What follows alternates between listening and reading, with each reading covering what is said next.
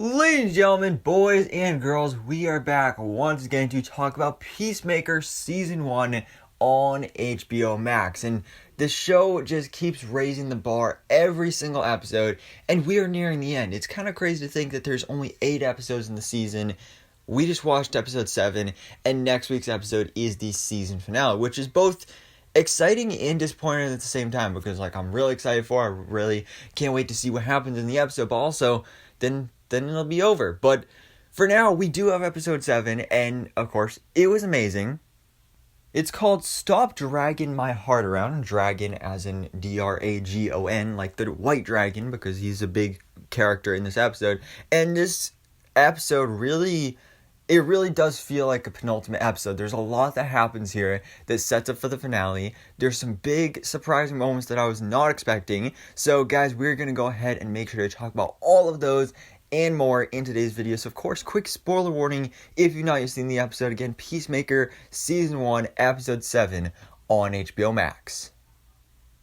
So the episode starts off getting a little dark here. We start off with a flashback. Actually, it's Christopher Smith, aka Peacemaker. He's kind of having a mental flashback in his head of when Augie and his drunk friends made Chris and his brother Keith fight. And it was supposed to be just an innocent thing, they're just having fun and everything. But then when Chris punches Keith, all of a sudden Keith falls on the ground. He starts having a seizure. The foam starts coming out of his mouth. And he dies. And of course, Augie, he automatically blames it on Chris, because that's just what he does. Even though it is pretty much technically his fault, Chris is the one that actually hit him. But still, Augie's the one that made them fight. So it's his fault, but of course he can't take responsibility for that. So he doesn't. And another thing in this scene that I kind of feel bad for laughing at it, but when Keith first fell on the ground and started flopping around, how Chris said, "Oh look, he's doing the worm." That it was funny, but also so wrong at the same time.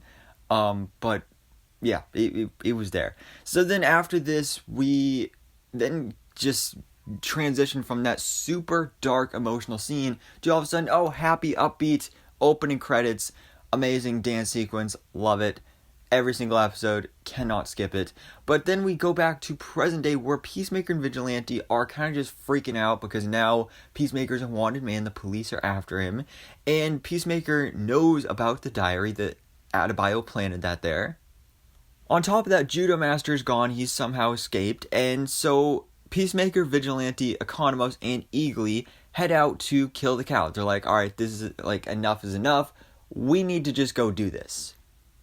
And when they do this, we of course simultaneously have Augie Smith, his father, aka the White Dragon, hunting them down. Of course, White Dragon accompanied by the KKK basically. And so they're hunting down Peacemaker, and apparently White Dragon can fly and all this great stuff. It was actually really cool seeing the suit in action here in this episode. So he flies down, knocks out the truck they're in. Vigilante sets off a grenade, which made it look like, Vigilante died. Luckily, he did not. I would have been pretty upset if that happened, because Vigilante's automatically become, one of my favorite DC characters now. But while the grenade doesn't actually kill anyone or really stop anyone, it does at least give Peacemaker and Economos a chance to escape. Also, Vigilante, he escapes, he gets to safety, just very injured, and his suit is torn up and everything now. And so they get separated, and Vigilante kind of goes off on his own. He finds a car, starts driving, and all of a sudden he passes out or falls asleep. I'm not exactly sure which one. But then the car just rolls into a ditch, and eventually Peacemaker and Economos end up finding him, and they all catch up together again. But they realize the way that Augie actually found them is because they were tracking his helmets. So Peacemaker ditches the helmet he's wearing at the moment, but then they literally have the bag of all the other helmets in the back of this car. So that's definitely not good, but of course leads to our villains catching up with them again. And so we get this big fight between White Dragon and the KKK versus Peacemaker, Economos with the machine gun and everything, Vigilante, even Eagly up in there. Got some great action sequences here. Again, I love seeing the White Dragon suit in action here. But the big ending to this fight scene is Peacemaker actually killing his father.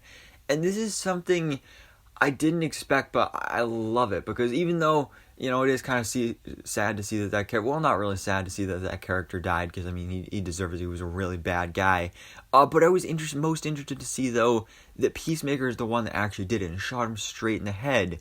Because this whole time he's been defending his father. But this works with his character's story arc and really bring things full circle. So I think it fits so well. And while it would have been nice to see some more White Dragon here, I feel like it's what should have happened. I'm really glad it did. But it's after this, though, actually, when Eagle he got injured, so he's got to go to the hospital, and I don't remember if he had to get some stitches or surgery or something like that, but we got a nice new bonding moment between Peacemaker and Eagle. They hug once again, which was, of course, great. But we got to talk about our other team members in this episode as well, like, for example, Harcourt and Adebayo, because Harcourt fully knows that Adebayo is the one that planted that diary, and this is when she finds out that Amanda Waller is her mother. Apparently Myrn already knew that. But yeah, now Harcourt knows. She's even more annoyed about it. But things then just keep getting worse, because then all of a sudden the cops show up there to the Peacemaker Squad HQ. And so Adebayo and Harcourt are able to escape, but the police find Myrn in there.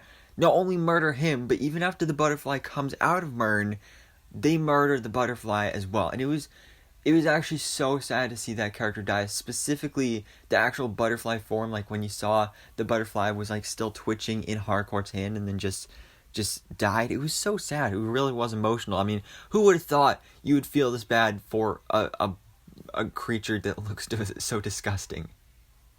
And then after this, they don't even get a break, though, either, because then Judo Master shows up, who previously we saw in the episode, he was at, like, a convenience store or something, and two guys walked by and started making fun of him, calling him a leprechaun and stuff like that. So he beat him up and stole the car, and now all of a sudden he shows up here to beat up the Peacemaker Squad, but Adebayo and Harcourt actually get the upper hand and take him down. So that's the last we see of him in this episode, but I assume that maybe he's going to be joining the battle in next week's episode and help to fight the cow. I think that'd be pretty cool, and I'd really like to see that. But then this is where we get to the end of the episode, where we have the big setup for our season finale, where we have kind of our big final team meeting, where Harcourt kind of becomes the new team leader now that they don't have Myrn anymore. So that's great. She fits perfectly with that role. And now their mission is to go kill the cow. So then that's when we get to see the butterflies are trying to get the cow out of there, so that because they know the Peacemaker Squad is on the way. So they're using teleportation to try and break out the cow. And this whole time when they've been talking about the cow, I thought it would literally be like a giant alien cow, but it doesn't even look like a cow, which I'm kind of disappointed in, but then again at the same time, it looks really cool as well, because it does kind of look like a butterfly, but like a really big, kind of deformed butterfly. Kind of reminds me of Pizza the Hut from Spaceballs, you know, the like rip-off of Jabba the Hutt, but made out of pizza. That's kind of what the cow reminds me of. That's just like the first thing that came to my mind. So definitely not a design I was expecting, but I like it. It's gross, it's disgusting, but it also looks kind of youthful and innocent. So I'll be interested to see if maybe the cow isn't actually evil here, and it's just the butterflies are actually manipulating it or using it to their advantage. I don't really know, but I'm excited to see. Again, next week's episode is the season finale of Peacemaker. Hopefully we do get a season 2. But for now, guys, this was Peacemaker episode 7. Absolutely loved it. Cannot wait to talk about the season finale of Peacemaker next week. But guys, for now, let me know your thoughts in the comments below. What did you think about Peacemaker episode 7 on HBO Max? And of course, let me know all your thoughts, theories, and predictions for the season finale. And guys, thanks so much for watching. Please drop a like if you enjoyed this video, and hit the subscribe button so I keep it up to date